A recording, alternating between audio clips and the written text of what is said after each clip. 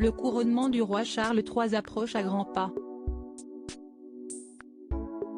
Plus que quelques semaines pour que le fils de la reine d'Élisabeth II et son épouse, Camilla Parker Bowles, se retrouvent à l'abbaye de Westminster devant des milliers d'invités et des millions de téléspectateurs.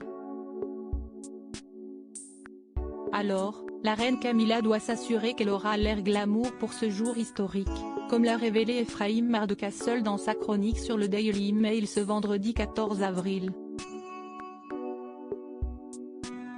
Camilla ne veut pas que sa coiffure soit ratée et a passé beaucoup de temps avec la couronne de la reine Marie et sa pince à crêper pour s'assurer qu'elle aura l'air glamour le grand jour, a-t-il expliqué, avant d'ajouter, apparemment, un coiffeur devrait être de service derrière l'autel pour ajuster sa coiffure avant qu'elle et le roi ne sortent de l'abbaye de Westminster.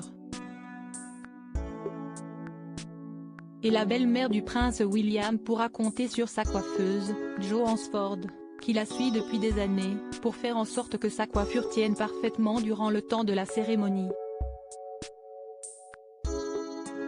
Le roi Charles et Camilla, les 40 photos qui ont marqué leur histoire d'amour. Camilla Parker Bowles a une passion secrète depuis 18 ans, cette experte veille sur la chevelure de l'épouse du roi dans son salon situé à Mayfair, un très chic quartier londonien, a dévoilé Bertrand Meyer-Stably, auteur du livre Charles III, le mal-aimé, à paraître le 26 avril chez City Éditions.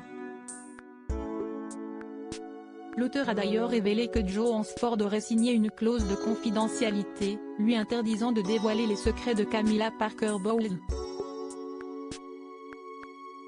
Chaque visite de celle-ci dans le salon de coiffure coûterait 150 livres soit environ 170 €, note de la rédaction, à Buckingham Palace, a aussi confié Bertrand Meyer-Stably.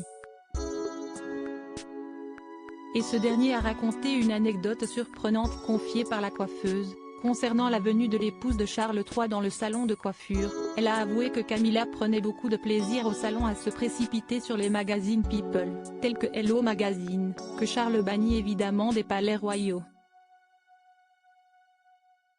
Plutôt étonnant quand on sait à quel point la famille royale semble mépriser la presse qui parle de leurs histoires familiales. Article écrit en collaboration avec 6 médias Crédit Photo, agence.